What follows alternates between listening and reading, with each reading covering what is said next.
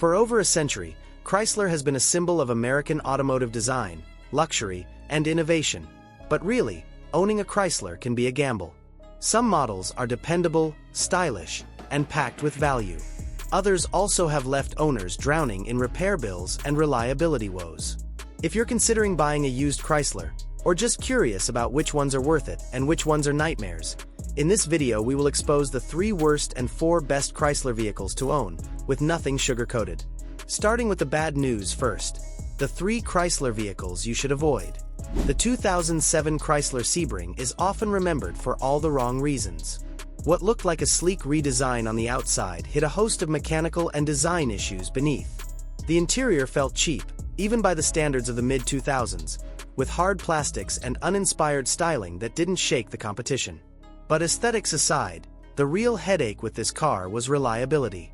The 2.4-liter 4-cylinder engine was underpowered and noisy, while the optional V6 had its own reliability issues. Transmission failures and electrical problems plagued owners, and repair costs mounted quickly. In terms of comfort, handling, and build quality, the Sebring did not impress at all. Many who bought this car new regretted it within the first year. If you're in the used market, this is a Chrysler you should say no to. Next up is the 2015 Chrysler 200, a car that seemed promising on paper but turned into a frustrating ownership experience for many. The sleek exterior design and upscale cabin gave the impression that Chrysler had finally cracked the mid-size sedan code. Unfortunately, that illusion fell apart under the hood. The 9-speed automatic transmission was one of its biggest liabilities. It was jerky, prone to hesitation, and a consistent source of complaints among owners. Reliability ratings were below average, and many reported engine stalling, electrical malfunctions, and trouble with the start-stop system. Despite the stylish appeal, it didn't take long before Chrysler pulled the plug on the 200 altogether, ending production after 2017. The fact that it was discontinued so quickly should be enough of a red flag for used buyers. If you find the video useful, be sure to hit the like button to support us. Thank you. The third Chrysler to avoid is the 2002 Chrysler PT Cruiser, a car that had retro appeal but quickly lost its shine due to very poor reliability. It debuted with fanfare, and its throwback design turned heads in the early 2000s. But beneath the nostalgia lay a barrage of mechanical issues. Head gasket failures, overheated engines, and broken timing belts were common. The turbocharged GT variant suffered even more, with higher repair bills and frequent turbo failures. The cabin was roomy though, but it had awkward ergonomics, and the overall driving experience was lackluster. Poor crash test scores also made it a less-than-ideal family vehicle. Although it developed some real following, for the average car owner looking for a dependable ride, the PT Cruiser quickly became a regret rather than a reward.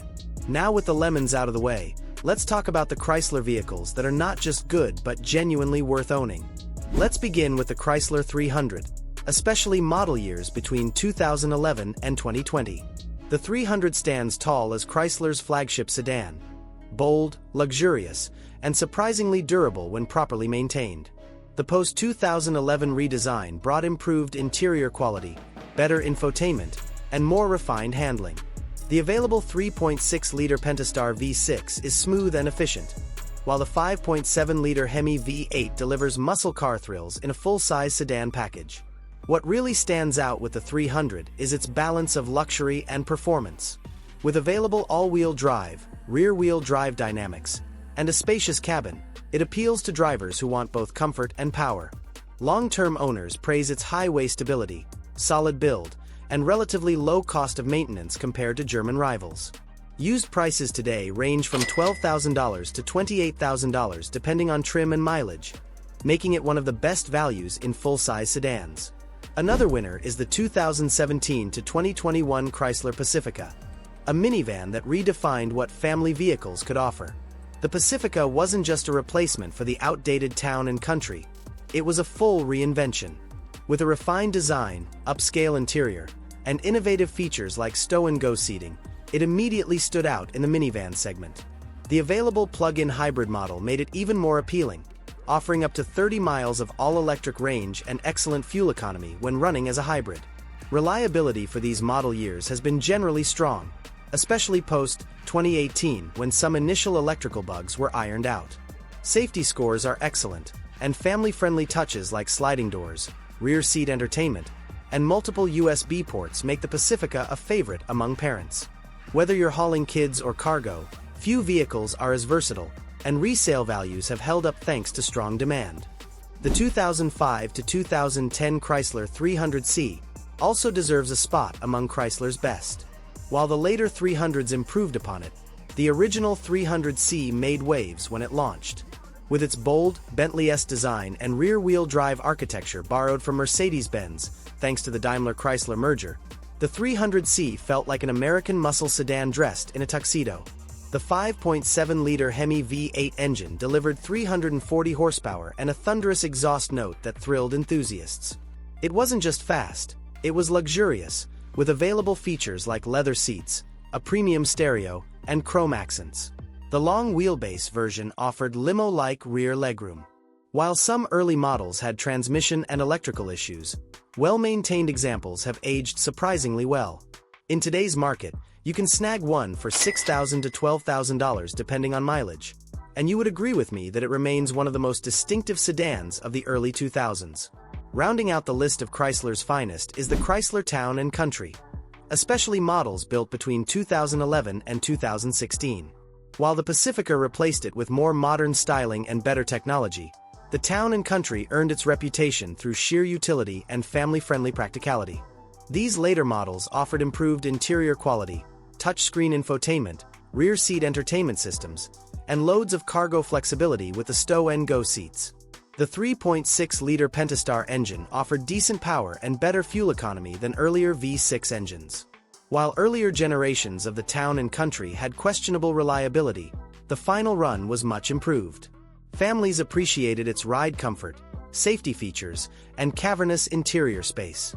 It may not have the style of the Pacifica, but it delivered rock-solid practicality. Today, it's a great buy for budget-conscious families, with clean examples ranging from $7,000 to $15,000 depending on condition and mileage. Chrysler has had its fair share of ups and downs. The lows, like the Sebring and PT Cruiser, serve as cautionary tales about rushing a car to market without enough refinement. The 200's issues show that a stylish body can't always hide mechanical problems. But Chrysler has also had its triumphs. Vehicles that punched above their weight in design, performance, and practicality. The Chrysler 300 proves you can have luxury without breaking the bank. The Pacifica redefined the family hauler.